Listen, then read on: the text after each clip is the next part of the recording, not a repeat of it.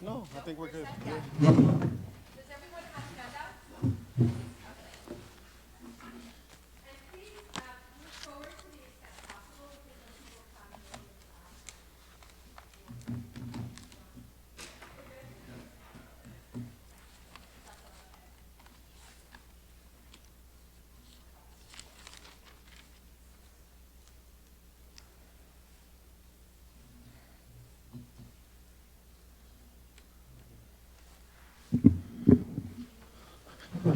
Assalamu alaikum.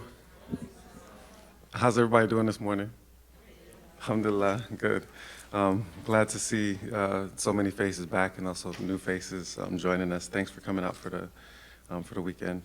Okay, so just a way of resetting and to get us into today's discussion. We've had our 7 traits of character that are described as beloved in the Quran. Tawbah, Tahara, Taqwa, Ihsan, Sabr, Qist, Tawakkul. We introduced them on the first night. We've really only so far delved into Tawbah and the negative character trait which negates Tawbah, which is Kibr or Istikbar. Today, we're going to try to get through as much as possible Tahara, Taqwa, and Ihsan, but we're definitely also going to be talking about those in tomorrow's session, and we'll also talk a little bit about Sabr today as well. And as we move through the chronological sequence of the revelation of the Quran, we'll move from Surah Maryam, which was one of the earlier Qasas revelations, to talking about 3 surahs today. Yusuf, Taha, and Kaf. These come around the same time. Taha comes right after Maryam. Surah Yusuf comes a little bit after that. And then Kaf comes after Yusuf, and then the final revelation of Kaf actually comes in Medina. So it actually helps us bridge the Meccan and Medina periods when we're thinking about the revelation and the lessons of character training that are coming down at that time. And there's another reason why I want to focus on these 3 surahs, because one of the mandates that we had to talk about, and this was listed in the flyers, we're thinking about how we can use primary Islamic sources to contest racial problems within the American Muslim community, okay? And these 3 surahs are actually extraordinarily helpful for a basic reason. They highlight a simple fact, which probably few of you have reflected on, which is that more than half of the Qisas al-Anbiya, the tales of the prophets that occur in the Quran, take place in Africa. The Quran is, to a large extent, a book of African history. The vast majority of the Qisas al-Anbiya in the Quran take place in ancient Egypt or in the greater Nile Valley. And the unanimous opinion of contemporary academic scholarship is that the ancient Egyptians, defined by modern racial identity standards, would be thought of as black people. Many of you have never thought of the characters in those stories, like Taha or Yusuf or Kaf, as necessarily being people that are dark-skinned or black in color, because we read an Arabic Quran and we imagine that the people that are in it are Arabs. We imagine that in Surah Maryam, when Mary says, Ya laytani mit qabla hadha wa kuntu nasiyan mansiya, that that's actually what she said. But of course, she was speaking either Hebrew or Aramaic. She for sure did not say exactly those words. God says at the beginning of Surah Yusuf, we send this down as an Arabic Quran. And أنزلناه قرآنا عربيا لعلكم تعقلون. We send it down as an Arabic Quran so that y'all can understand it. And it's a cause for reflection because we talked a little bit about translation yesterday. But understand that the Quran itself is an extraordinary, exquisite act of translation by God Himself. The dialogues that are taking place when Moses is speaking to his family are in Hebrew. When Aaron is speaking to the people in Egypt, he's speaking in ancient Egyptian, the Kemetic language. When Jesus and Mary are speaking, they're speaking Hebrew or Aramaic, and God is translating what they said to you in an Arabic Quran so that the people that surrounded the messenger of God, alayhi afdal salatu wassalam, would understand it. But because that Quran comes in Arabic, we often imagine that the characters in it are Arabs. When in point of fact, most of the stories that take place in the Quran are taking place in Africa. And many of the stories that don't physically take place in Africa contain important African characters without which the story could not be told. The story of Abraham makes no sense without the story of Hagar. And where does Hagar come from? Egypt. She's coming from the ancient Nile Valley. Who is the forefather of the Arabs? The forefather of the Arabs is the offspring of the union between Abraham and Hagar. Bless you. So part of how we can introduce healthier racial dynamics into a profoundly anti-Black American Muslim community is with the simple reminder that most of the characters that we read about in the Holy Quran were people that God doesn't describe in terms of skin color, but who were, in fact, Black and brown people. Let's go to that first slide. And where's the clicker? Here we go.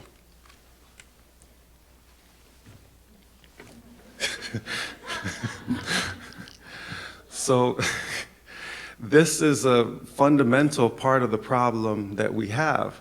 We've got this image in our mind of an ancient Egypt, which has been framed by Hollywood representations of what the ancient Nile Valley looked like. But when we reflect on the fact that this is a representation that comes from Hollywood, I mean, we've got Christian Bale playing Moses. Na'udhu billah. Whew, that one tastes bad. And that Hollywood representation was nothing more than a recycling of an earlier representation with Yul Brynner, playing Ramses, and Charlton Heston. Oof, that one stings. NRA spokesman as Moses. And you notice in this representation, make sure I got the pointer. Well, you can't really see it very well, but the Black people are only in the background. The Black people are only represented as slaves and porters, people that are carrying things. When, in point of fact, the racial dynamics in ancient Egypt were the exact opposite of this. This is Sigourney Weaver as an ancient Egyptian queen. One of the reasons why we might not have reflected on the fact that many of the characters in the Quran are African in the first place is that there is not a single reference to skin color or hair texture in the Quran with respect to any of the protagonists. Why would God care to describe the skin color or hair texture of people? He's not interested in racial markers. God sees hearts and deeds, not insignificant outward forms like skin color and hair texture. There is not a single color descriptor or hair texture descriptor of any of the prophets in the Quran. The only partial exception to this rule is the name Adam itself, which meant black or dark brown in ancient Arabic. Adam being made from the dark brown soil of the earth.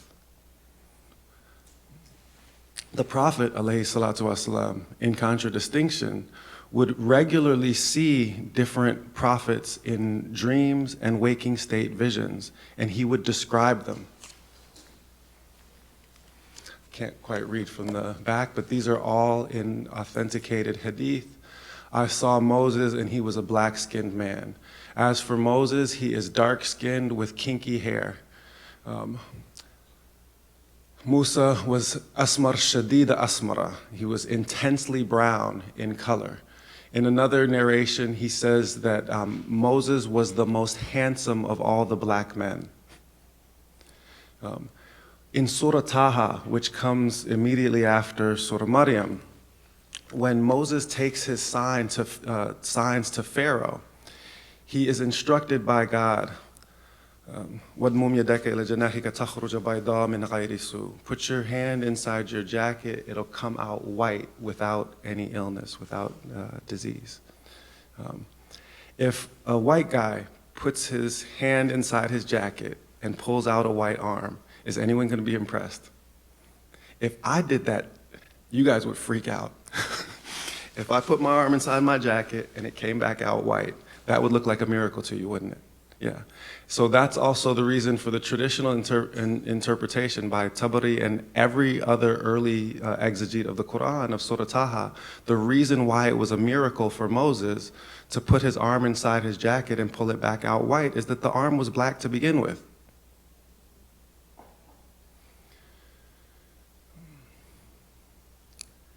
Think for a moment about how radically it would transform the conceptions of most of the Muslims that you interact with, to just get them to reflect on the fact that many of the characters that are beloved in the Holy Quran would, by contemporary racial definitions, belong to the group that is most systematically disregarded, ignored, and abused within the American Muslim community. So let's take a stand and take action on that. The Copts, who are the descendants of the ancient Egyptians, after generations of intermarriage with Greeks, Romans, Arabs, and others, continue to still bear that same brown skin color right down to the present. So, and they continue to speak a language, Coptic, which is directly descended from the ancient Egyptian language. So which version of the past do you want to believe? The one that's been fed to us by Hollywood, or the one that actually has us reflecting on who these people were in the Quran when we see them? When you look at actual visual representations of what the ancient Egyptians look like, there isn't really a lot to talk about in terms of how you would think about them in contemporary racial terms.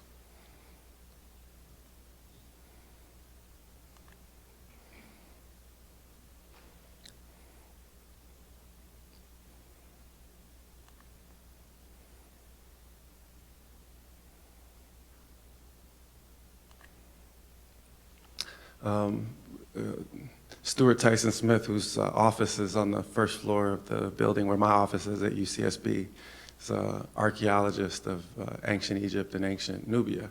And his definition, or his statement, is about as clear as you can get. Any characterization of the race of the ancient Egyptians depends on modern cultural definitions, not on scientific study. That's true. Race is not an actual scientific category. It is another one of those cultural fictions that's been perpetrated by Europeans, just like the existence of a mind. That's not a real thing. We talked about that yesterday. But having said that, by any contemporary standards of racial definition, it's reasonable to characterize the Egyptians as black, while acknowledging the scientific evidence for the physical diversity of Africans. There is more genetic diversity amongst dark-skinned Africans than there is amongst the entire rest of humanity.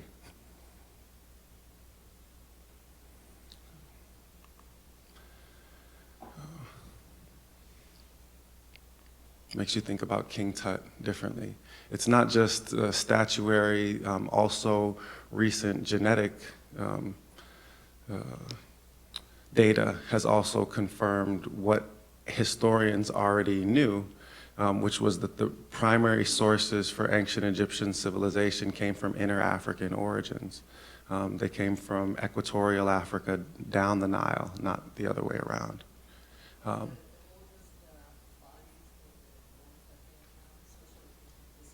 Yeah.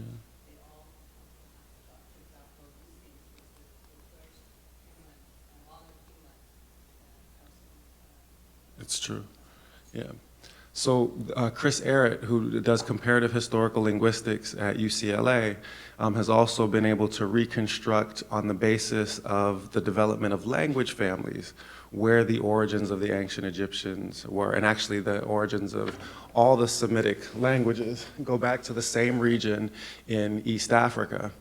And it's worth pointing out that the Arabic language itself, as well as the Hebrew language, come from the same broad language family which gives us ancient Egyptian, which gives us the Hausa language, which is spoken in West Africa.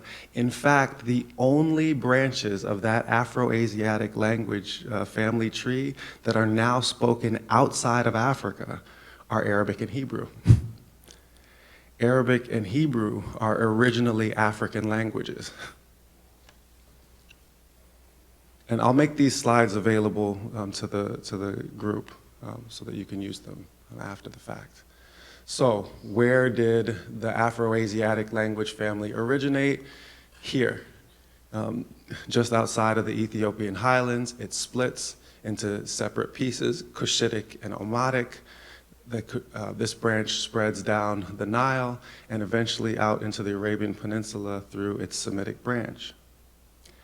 When the Beni Israel are coming back into Egypt in Surah Yusuf, which is what Surah Yusuf is largely about.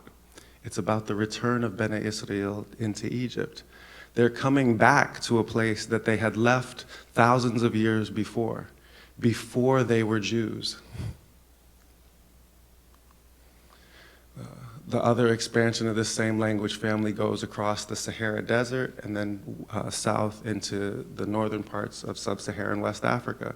The biggest language descended from that branch today is Hausa, but all the Berber languages are also descended from it, which is also another important thing to keep in mind when we look past the artificial divides that get introduced by racial thinking, is that the speakers of Afro-Asiatic languages come in all different shades and colors today. Some of them, almost bright white, and others completely jet black. Skin color, which we've made so important in our societies, is a thing that actually changes over time. Not just through natural selection, but just through ordinary processes of human development. It's not a fundamental defining feature of humanity, even though white supremacy has made it so. And we talked on the very first night about the fact that Shaitan is the original racist. He's the original one to say that on the basis of my origins and my bodily substance, I'm made from fire, he's made from clay, I'm better than him. Understand that every time you encounter racism in any form, you are encountering satanic religion. That is the faith of Shaitan. That's the real Satanism. And understand that there has never been in human history a greater expression of satanic religion than white supremacy. We are living in a period where we have experienced 500 years of one of the single greatest scourges ever unleashed upon humanity. It is perhaps the Shaitan's greatest plot because he's managed to convince the branches of the human family who he knows are one to look at one another with the same contempt that he looks at all of us with. My reminder that the main characters in the stories of the Quran are predominantly black people is not to claim some kind of special preference for black people.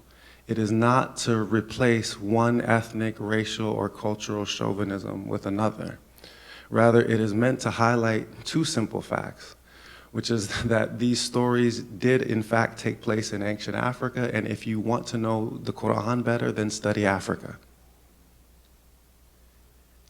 And two, God does not mention the skin color of these characters because skin color is ultimately not important. We are here to redress a wrong. We are here to redress racial violence against black people. We are not here to create an ideology of racial superiority. We're not playing the Shaitan's game. That's not what this is about. That's it. So when you do the historical linguistic reconstructions of the ancient Egyptian language, one of the very first words that can be reconstructed through building family trees of all the related languages, one of the earliest concepts to develop in the Afro-Asiatic language family is this concept of netel, which becomes netcher in the ancient Egyptian language. This is the basic concept of divinity. They preserve the exact same distinction in the ancient Egyptian religion that inheres in the Arabic language later on between Illah and Allah. Netru is Allah, and Netr or Netcher are these lesser divinities. The ancient Egyptian religion meditated greatly on this concept of a supreme divinity. And that's actually where I want to begin the story that we enter into with Surah Yusuf and Surah Taha. Let me just, can we mute the screen for just a second? There's this striking moment in Surah Taha when Moses is taking the message to Pharaoh alongside Aaron. And Pharaoh says to him, "So who is this Lord of yours then, Moses?" And he said, "He's the Lord that gave everything its form and then guided it." And then Pharaoh asked him, وَمَا بَنُ الْقُرُونَ الْأُولَى, and what about the previous generations? What about my forefathers and the gods of my forefathers here in Egypt? And Moses doesn't say what all of the prophets say when they're asked about the pre-Islamic religion of people that don't believe in a single God. The answer the Quran always gives is, would you follow your forefathers when they were lost in error? One way or another, that's the way that answer comes. That's not the answer that comes in Surah Taha. Anybody can think of the ayah?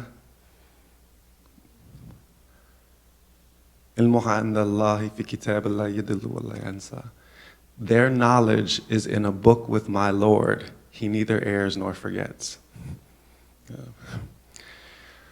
The ancient Egyptian religion is never systematically disparaged in the Quran. The claims of divinity by the Pharaoh that stands against Moses are systematically dismissed. When Yusuf is in prison, the religion of the king of Egypt is not disparaged. There are some people that believe in divinity, in a singular divinity in Egypt at that time, and there are others that don't. Egypt is a religiously pluralistic place at that time. And the reason is that the original teachings of Idris, those sciences of Idris, which were the basis of the ancient Egyptian religion, are still alive and present in that place. It's the reason why the religion of the ancient Egyptians is not systematically disparaged in the same way that other supposedly pagan religious systems are. And the reason for that is that Idris, who's mentioned in Surah Maryam, which we talked about yesterday, was unanimously accepted as being the first of the prophets to teach by the pen, and that it was also unambiguous that he taught in ancient Egypt. And when you go to those surviving pyramid texts, they use many concepts that are immediately recognizable as related to the later expressions of Tawheed that come with the Abrahamic religions as we tend to think about them. Why don't we just turn in this handout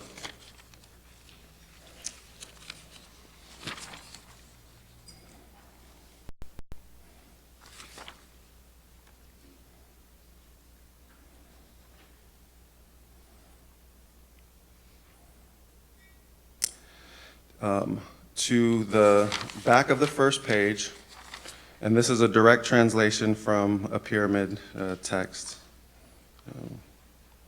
He sails over heaven and never rests, and on the morrow his vigor is established as before. He masters the bounds of eternity. When God the godly molded himself, the heavens and the earth were made by his conception. He is the Prince of princes, the mightiest of the mighty, greater than the lesser gods. He protects the world in his great name.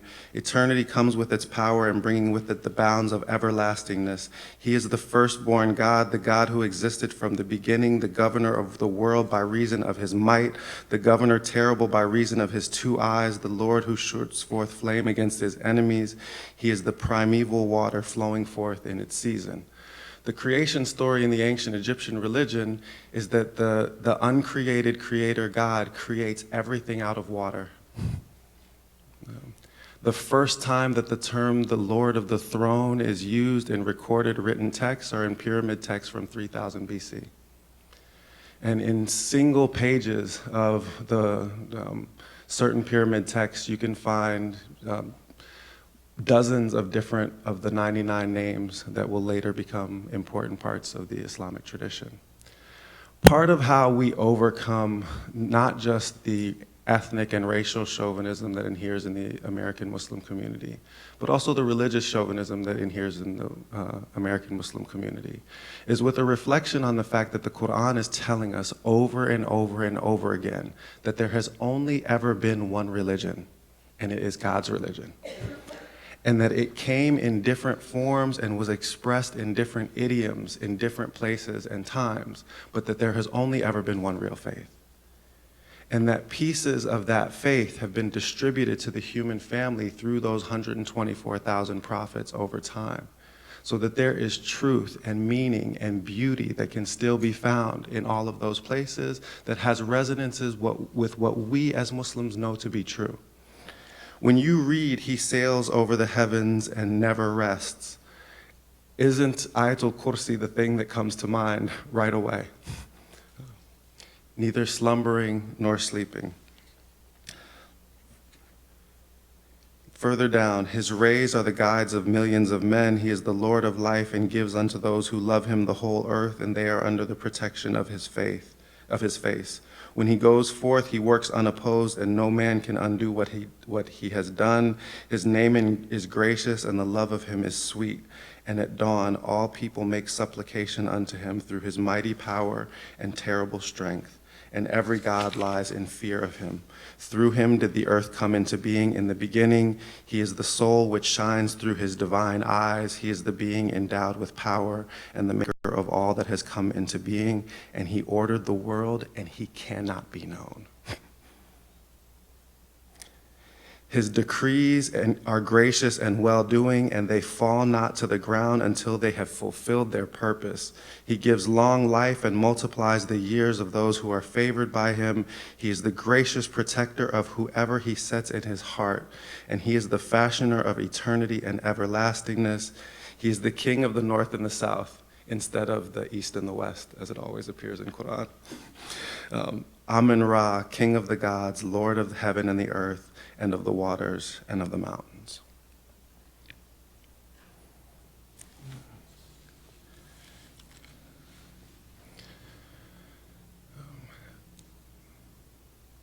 Now, Surah Yusuf. We've set the stage for what the Nile Valley is. Before you came in, we just mentioned that we're going to go straight through to the question and answer period. So we're going to do about 40 minutes, and so just take note of your questions and then ask them when we get to the end. So we've set the stage for Surah Yusuf. We've set the stage for entering the Nile Valley, and I'll just point out that Surah Yusuf begins with Alif Lam Ra. Ra being the name of the primordial creative impulse in the, it is the equivalent of the name the originator in the ancient Egyptian religion. Just throwing that out there for you. Then these are clear verses. تلك آيات الكتاب المبين إن أنزلناه قرآنا عربيا لعلكم تعقلون. We send it as an Arabic Quran so that you can understand it. Do not deify the use of the Arabic language in the Quran. The use of the Arabic language in the Quran is meant to serve a functional purpose. It is so that the Arabs can understand this book. And Imam Farid Rame made an incredible remark at a conference. He gave a keynote lecture. He pointed out that in a systematic way, whenever the Quran refers to hearing, it ties it to understanding, aql. So hearing is tied to understanding, and when it refers to seeing as a way of transmitting knowledge, it's tied to certainty, yaqeen. So what's happening is that this word that is coming in a tongue that the Arabs can understand is there to facilitate their understanding. That's why it's being revealed as an Arabic Quran. There's a hadith that's sometimes cited where the Prophet is reported to have said, love the Arabs for 3 reasons. I'm an Arab, the Quran is in Arabic, and the language of the people of paradise is Arabic. The great 17th century Moroccan Sharif, descendant of the Prophet ﷺ and scholar, Abdulaziz al-Dabag, was once read this hadith, and he laughed. He said that the hadith is spurious. It's not a real hadith. He said, first of all, the language of the people of paradise is Suryani. Suryani is the language that the angels spoke to Adam. It was the language that was spoken in paradise. And in a traditional conception, the written traces of that language were first written down as ancient Egyptian. The surviving language of the language of Adam. So he said, no, he's a Sharif, he's a descendant of the Prophet ﷺ, but he wasn't about that Arab cultural chauvinism. Just thought I'd mention that. So it's there for the understanding.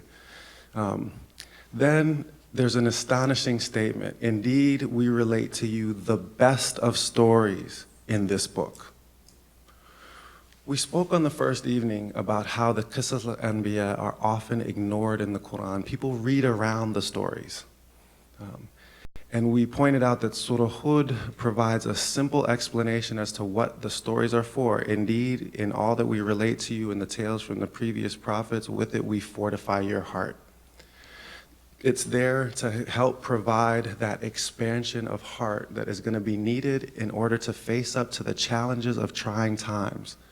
Those tales of the prophets were there to help fortify the heart of the messenger of God, sallallahu alaihi wasallam, so he could take inspiration in them.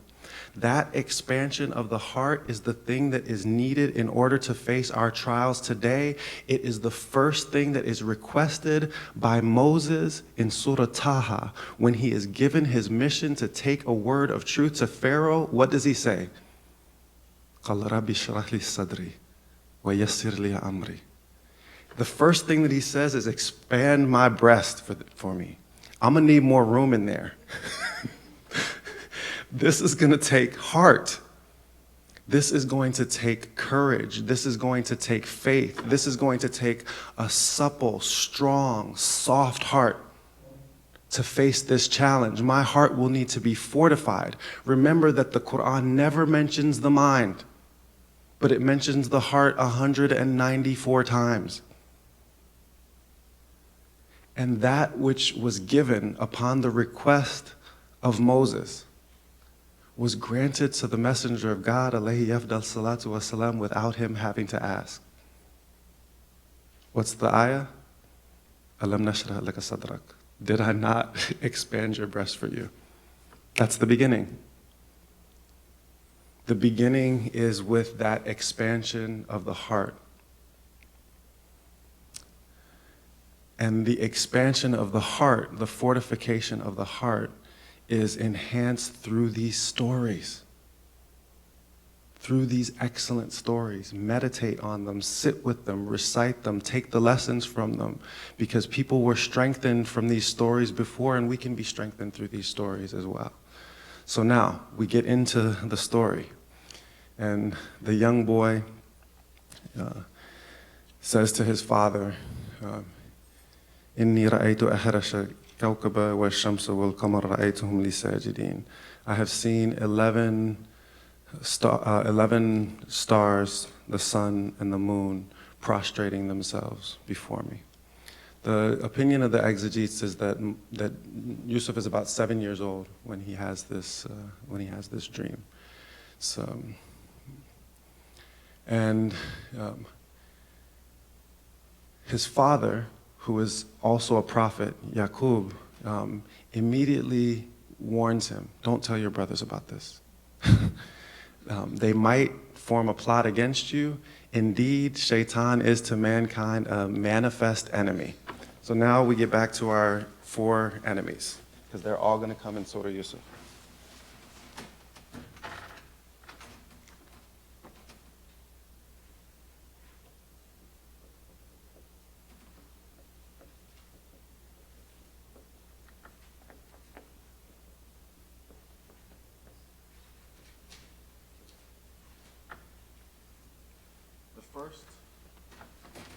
The first to appear in the surah is the shaitan. The shaitan appears in the form that he often does his work, which is sowing dissension and severing bonds of love.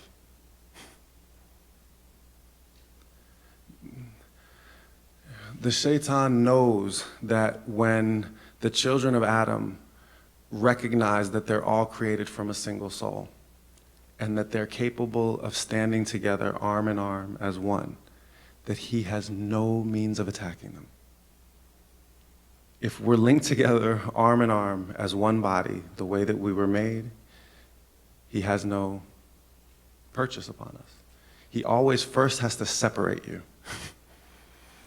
First, sow dissension, break bonds of love.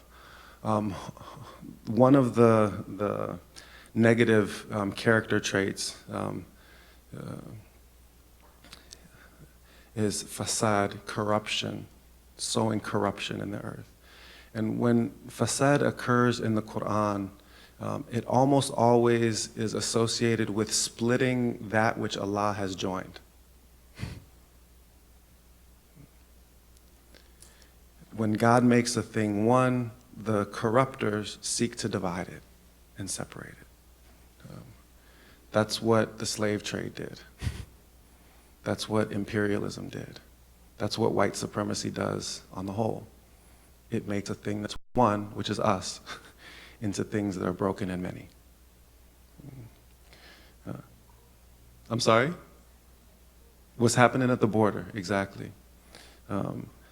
Separating mothers from their children, separating husbands from their wives, separating teachers from their students, dividing people, because the shaitan knows that when we stand as one, he has no purchase over us.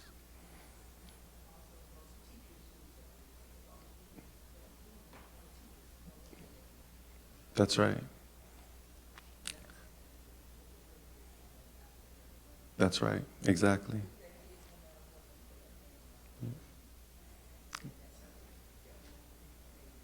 Yeah. So separating that which God has made one is one of the primary tricks of the shaitan. We'll pause just real quick here for another part of it to get into the concept of tahara in from another angle. So we've got our 4 enemies here.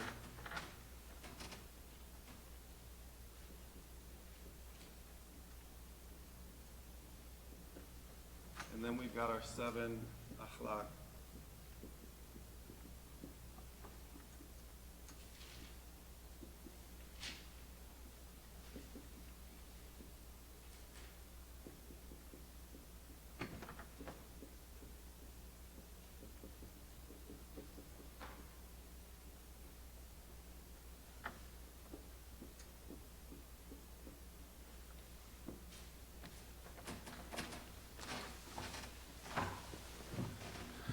We talked on the first night about how the Sharia of Islam brings purification with earth, whereas the other religious systems, including the ancient Egyptian religion, by the way, always made the purification only with water. When the revelation of Tayammum comes, it brings humanity back full circle to the moment of its creation, when the fitrah samawati wal ard, the originator of the heavens and the earth, creates the original form of the human being. He takes the clay of the earth and molds it with his own 2 hands, and he creates this bashar, this human being. Bashar being etymologically related to a verb that means to rub. so that you actually have the image of the human being being molded and put into their bashariyah, into their humanity, by the God placing his hands on that earth and molding it in that way. The human being in that condition, in that fitrah, is sound.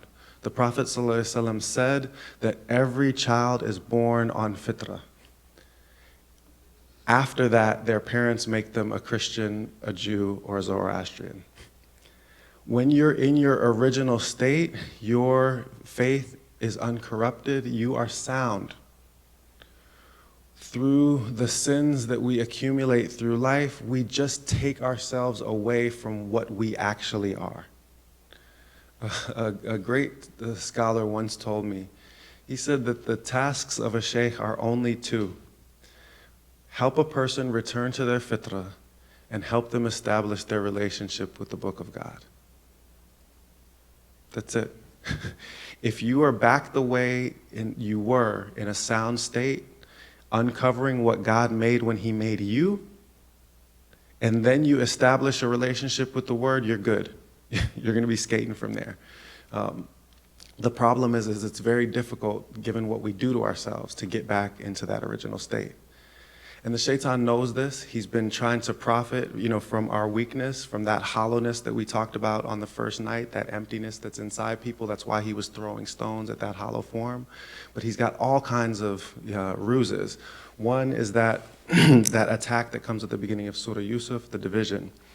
Another one, which is also a negation of our fitrah, is that he instills self-doubt in people. When that human being is made in their fitrah, the innate disposition of a human being is not self-doubt. When the covenant is offered to everything else in creation, everything else refuses, man says, I got this.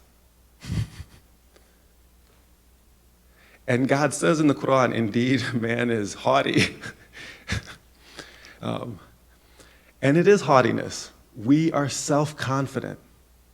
That's in our nature, that's in our fitrah. Remember that when the breath is breathed in, when the ruh is breathed into that inanimate form, the exegetes say that before the breath had even reached the midsection, when it was only in the chest, Adam tried to sit up. And God said at that time, indeed, mankind is made of haste. I'm going to go do this. And you see it, like you see it with babies. When they're in their fitrah, when they get knocked down, they just pop right back up. They don't sit down and say, I can't do this. I can't do this. When we're not in our fitrah, something knocks us down and we immediately become, completely incapable of doing anything. We get riddled with self-doubt, and our innate fitrah is gone.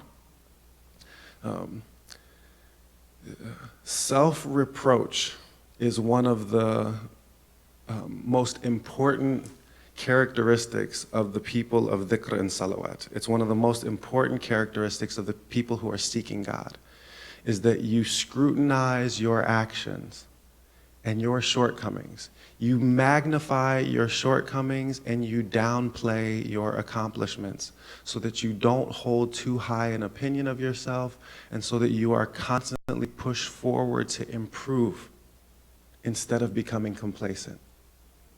But there is a world of difference between self-reproach and self-doubt. Self-reproach propels you forward. Self-doubt paralyzes you. Self-doubt is only a subset of the broader problem of the shaitan that he is trying to infect you with, which is his despair.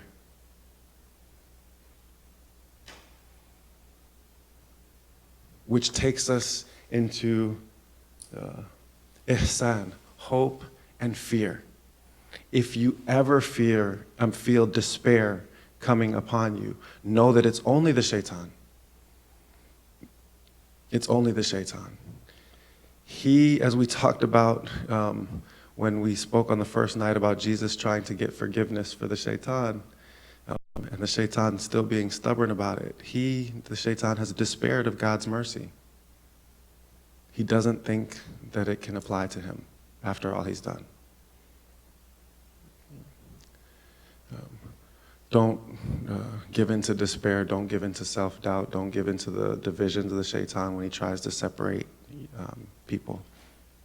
So back to the surah.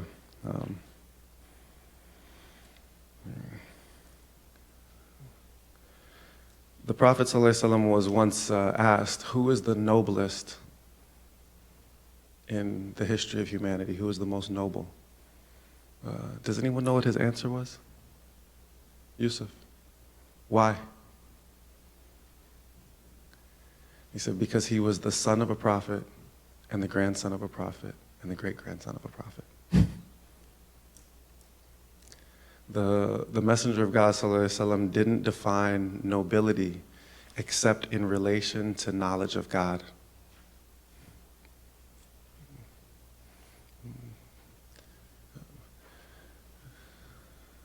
So for sure Joseph came from a beautiful lineage in every way. Jacob, being a prophet, is seeing something of what's going to come, which is why he provides the warning. Some of us think that warning that comes in Surah Yusuf, that we shouldn't relate our dreams to one another, is a universal warning, that we're not supposed to talk about our dreams with one another, that dreams are unimportant, or that dreams are private, and that they're things that shouldn't be shared. We talked on the first night about how when you undergo this process of ethical purification, you're going to start to see things, because purification leads to unveiling of spiritual realities. We have to develop bonds of love and affection that are sufficiently strong for us to be able to share our dreams with one another. Why? Because that's what the Prophet ﷺ would do. After the Fajr prayer, he would routinely ask the assembled companions who saw something in their sleep last night. The injunction to make the adhan, the call to prayer, instead of using a horn or instead of using a bell, came from the dream of one of the companions who saw the call being made vocally by Bilal.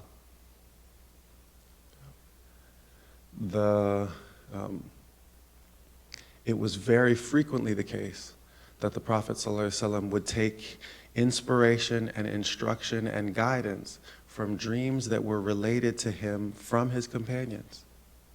And he was a prophet of God.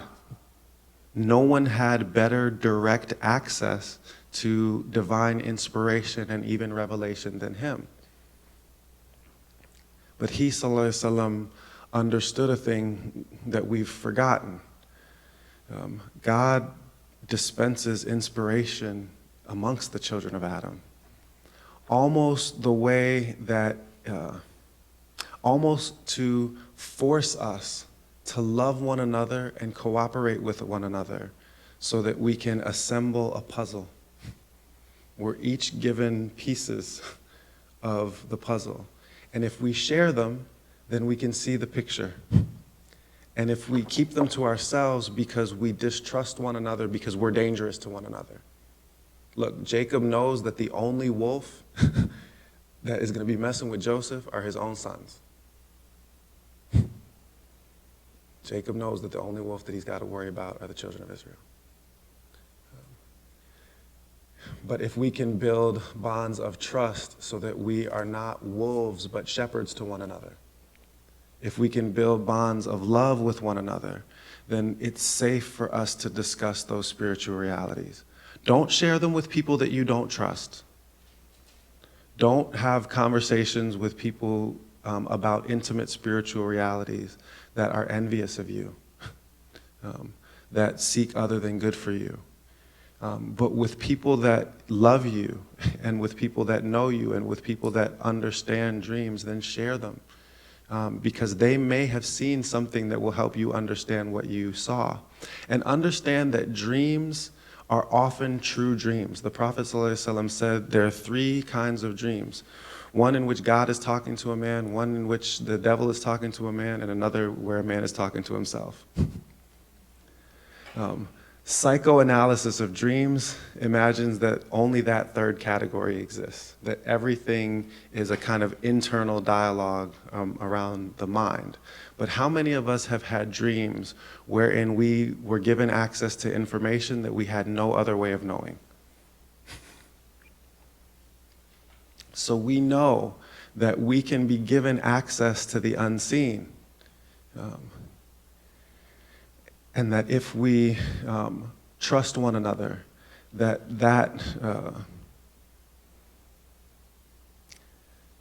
those connected puzzle pieces can provide guidance for us. So build those bonds of love and affection, share those dreams, and know that true dreams happen. Think about the fact that in Surah Yusuf, it's not just this prophet of God, Yusuf, that has the true dreams. His cellmates, who are criminals, have true dreams. Each of them sees what they think is probably their own death, but they don't know how to interpret it. One, the basket's being eaten off his head, the other is pouring the wine. One has been accused, they've both been accused of poisoning the king, or attempting to poison the king.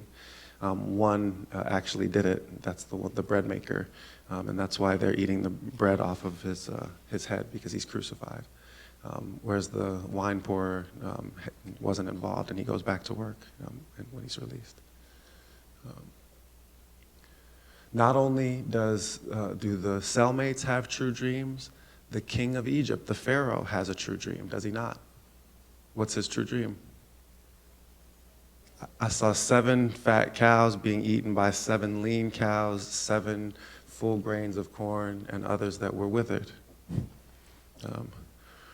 Would you like to know another little secret that comes from ancient Egyptian pyramid texts that helps you understand the profoundly African content of the Quran? Just nod and say yeah. Okay. So in the text that they used to train mathematicians in the Middle Kingdom period, they have very complex formulas of multiplication and division for a simple reason. In Middle Kingdom Egypt, there is no cash currency. Same in Old Kingdom Egypt. Money doesn't come into circulation in ancient Egypt until the New Kingdom, about 1100 BC. During the time of Joseph, there's no cash money. And I want you to just think about Surah Yusuf, that when Yusuf is bought outside of Egypt, God says that they paid dirhams for him. As soon as the story goes into Egypt, all of the trade is on a barter and exchange basis. Because there is no cash currency in Egypt at that time. The brothers of Yusuf bring goods in exchange for other goods. And when everything is being exchanged in kind, you need to know how many sacks of barley are worth how many sacks of X, worth how many sacks of Y, and so you need to use lots of division to keep track of all of that. Joseph was raised in the house of the minister of the granaries of Egypt. What do you think he was studying as a child? Mathematics. So the following math problem occurs in one of those pyramid texts where they're training mathematicians. I kid you not, I almost fell over when I read this. There are 7 fat cats. Each of the 7 fat cats eats 7 fat mice. Each of the 7 fat mice eats 7 ears of corn. Each of the ears of corn has 7 grains on it. How many grains of corn are in the bellies of the 7 fat cats?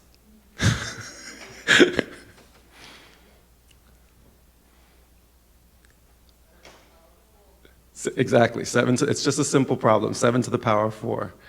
But the point is that the math problem that was on the pyramid text that Joseph was certainly studying to become a mathematician to manage the granaries is the thing that allows him to immediately understand the context of the dream.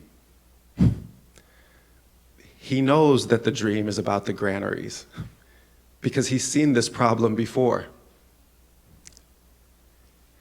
it's not an accident, it's not a coincidence. He interprets the dream not just because he's gifted in the interpretation of dreams, but because he is a man of knowledge across the board. People often say that when they translate Surah Yusuf, that they say that he's going to be taught the interpretation of dreams, which is not precisely speaking what the Quran says. It says that he's going to learn ta'wil al-ahadith. He's going to learn the interpretation of events. He's going to become a person of understanding through this thing that God is going to put him through. And that understanding is thoroughgoing. It's not just about spiritual realities. It's about mathematics. It's about science. It's about knowledge in all its fields. That's what he is acquiring. That's the kind of training that he is garnering. That's what he's developing. And in the surah, it comes at an incredible cost. And this is also something that we need to reflect on when we think about how we're going to face up to the problems of racial violence, of oppression, if we're going to go out into this world and try to become agents of good that are fighting injustice. I want you to just reflect on something that comes almost immediately in the next ayah that follows what we had been discussing before. God says, وَكَذَلِكَ يَجْتَبِيكَ رَبُّكَ وَيُعَلِّمُكَ مِنْ تَأْوِيلِ الْحَدِيثِ وَيُتِمُّ نِعْمَتَهُ عَلَيْكَ وَعَلَى آلِ يَعْقُوبَ كَمَا أَتَمَّهَا عَلَى أَبْوَيْكَ مِنْ قَبْلِ إِبْرَاهِيمَ وَإِسْحَاقَ إِنَّ رَبَّكَ عَلِيمٌ حَكِيمٌ. He said, this is how I'm going to perfect my favor upon you. Thank you. And on the house of Jacob, in the same way that I perfected my favor on the house of Abraham and your fathers, Abraham and Isaac, before them. Indeed, your Lord is knowing and wise. How is God going to perfect his favor on Joseph and Jacob? By having this boy thrown down a well by his brothers who he loves, who are then going to lie to a prophet of God and tell them that his son is dead. That boy will then be sold as a slave. That boy will live as a slave in the household of a loving family with a woman that he takes as a mother, who will then try to seduce him and violate him, who will try to turn him into an object of sexual objectification. When he stands strong against this, he will be falsely imprisoned for a period of at least 7 years. Probably the same 7 years and 9 months that Ahmadou Bamba spent in exile, to be honest. These things mirror one another. When God wants to raise the status of an individual or a people, he first delivers them into the hands of their enemies.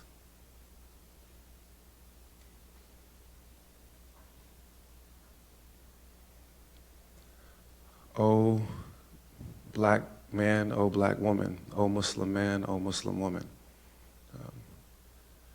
I bring you glad tidings that you have been delivered into the hands of your enemies in America.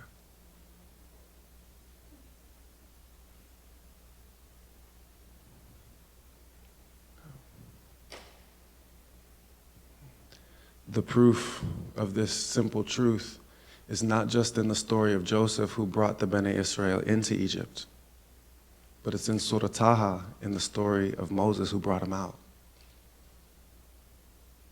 When Moses makes that request in Surah Taha that his brother Aaron be sent with him, God says to him, indeed, your request has been granted, and I showed favor upon you another time, when I inspired in your mother what I inspired in her. Cast the baby into a basket, cast the basket on a river, the river will cast it upon a bank, where he will be delivered to an enemy, to him and to me, that I might bestow my love upon him and raise him under my eye.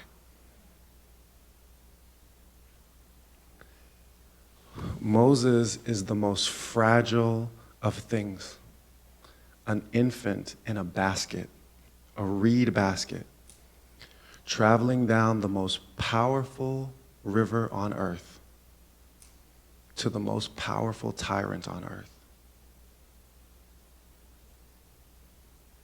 His mother is despondent. They are killing all of these boys, just like they're killing all of our boys out here in these streets. She has no way to save him except to give him up. So God inspires her to do so, and she does it. And that which you give up for the sake of God, God gives you back, purified. He is returned to his very mother to be nursed.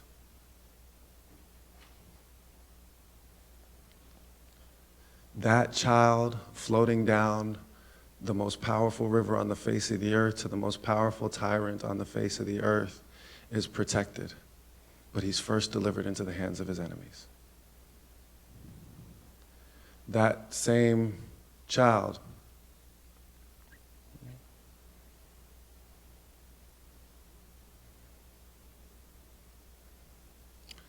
is going to lead the children of Israel out of bondage.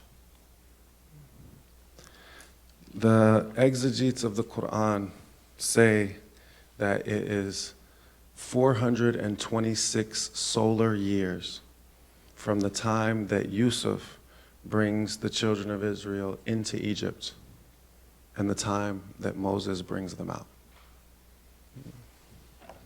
The first recorded instance that I've been able to find of enslaved Africans being brought to what's now the United States of America dates to 1619. I bet you we don't get more than 426 years up in here. We're getting close to Exodus. We either need to get free or we need to get out.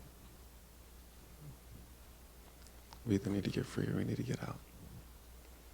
Should we take a break now and take questions? We'll go questions for about 15 minutes, and then we'll take a short break, and then we'll resume the session after that. Do you guys need a minute to take that in? Everybody breathe. We're okay. Everybody's all right. Yeah, go ahead.